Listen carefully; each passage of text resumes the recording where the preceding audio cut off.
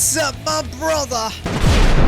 Today we're talking about the strongest attackers in the current OPBR meta. And I'm not just throwing names. This is based on real matches, real experience, and who actually wins games. Not just who looks flashy, because right now the meta is brutal. Everything hits hard, multi-hits everywhere, and if your attacker can't keep up, you are cooked. So let's break it down, starting with my top 3 attackers right now. For me, number 1 has to be Garp. And yeah, I know some people will say Kizaru is more toxic, but when it comes to actually winning matches, Garp is just different. He's shining right now because he counters Blackbeard v2, Whitebeard, and he can deal with Kizaru if you know what you're doing. And once you land that hit, you can spam your skill 1, you can just delete Kizaru, right? I'm not even exaggerating. Garp isn't just strong, he's a game clearer. He's my clearing operation when I'm using Garp. And that's the big difference. Some attackers clap enemies, but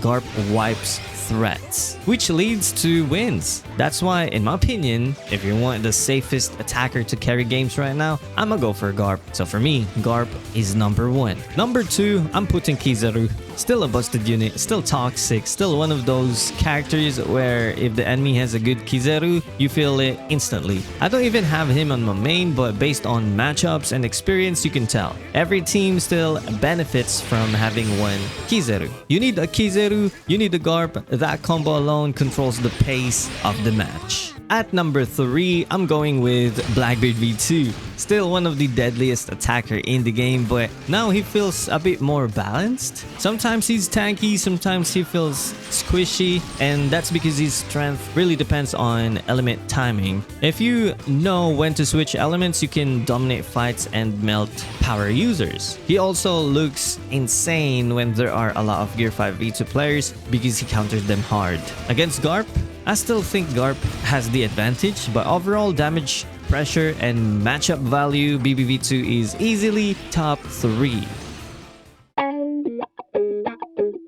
And this is the thing about the current meta. It's not about who hits hardest anymore. It's about matchup, clearing threats, and how much space you create for your team. Because the attackers that win games aren't always the flashiest. They are the ones that control fights. Now, let's talk about the next tier. Roger v1 is still good, no question. With the right timing, a good Roger player will clap people. I've fought some Rogers that absolutely cook, but here's the difference. Roger wins fight, Garp wins games. Roger doesn't have the same clearing power, so even if you clap 1 or 2 enemies, it doesn't always translate into a win. Still, though, against BBV2, he's a solid counter option, so yeah, still meta viable. For Bounty Fest attackers, my number 1 is Kubo. This unit brings so much value. He counters Siren, and a lot of units of course, has teleport for map control, and switching to Boney and lets you clap runners. My brother, that is flexibility, and it is huge in my opinion. He's not just strong, he's team value, and honestly having one Kubo on your team makes matches way easier. Number 2 is Chopper, still a menace. He can one-tap units, and the attacker-defender switch gives flexibility. But compared to Kubo, he doesn't have that same map control, so Chopper hits harder in fights, but Kubo provides more overall value. Number 3 is Frankie. Frankie hits insanely hard, and the fact that he can remove your dodge if you get caught, you are cooked. Plus, his positioning pressure is crazy. If he's hiding and playing smart, he's a real threat.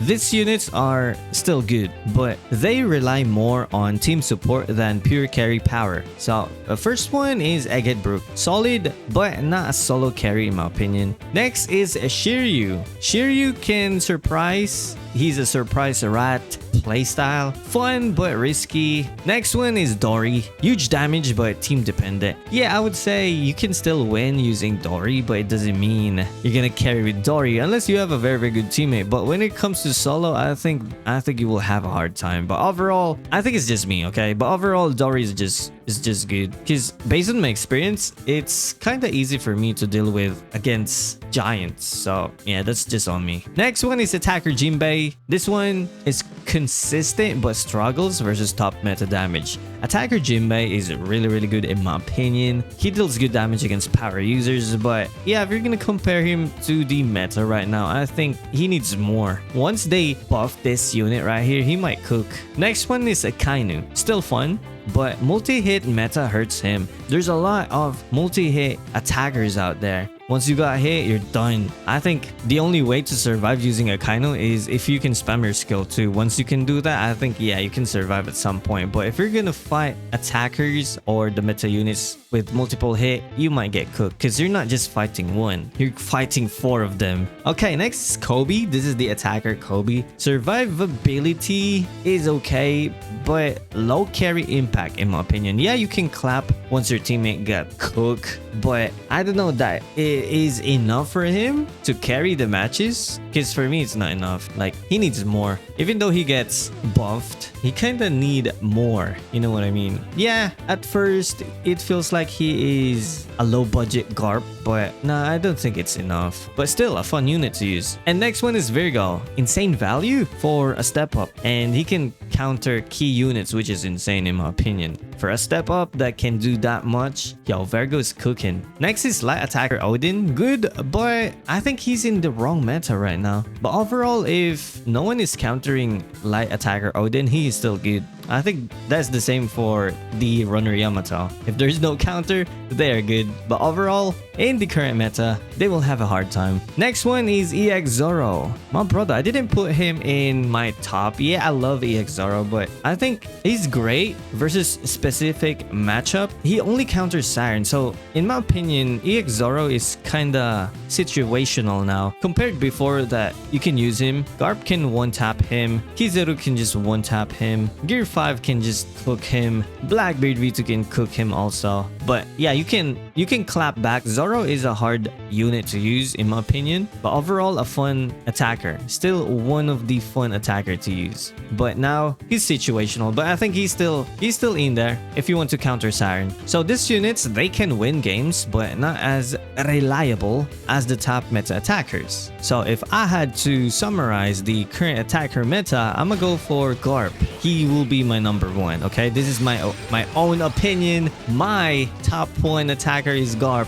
Best overall carry in my opinion. Next is Kizaru, still toxic. Don't get me wrong, he's still one of the best out there, still good. And number 3 is Blackbeard V2. Deadly with the right timing. Okay. And for the Bounty Fest, Kubo leads. Kubo is our number 1, and number 2 is Chopper, and Frankie right behind. But the biggest truth about this meta, it's not just about damage anymore. It's about who creates space and removes threats. Now I'm curious, who's your number 1 attacker right now? And who do you think is overrated? Let me know in the comments, my brother. Let me know. And you know what? That's it for this video. You know the drill. Stay salty and stay awesome in Salty Rock. Now signing off.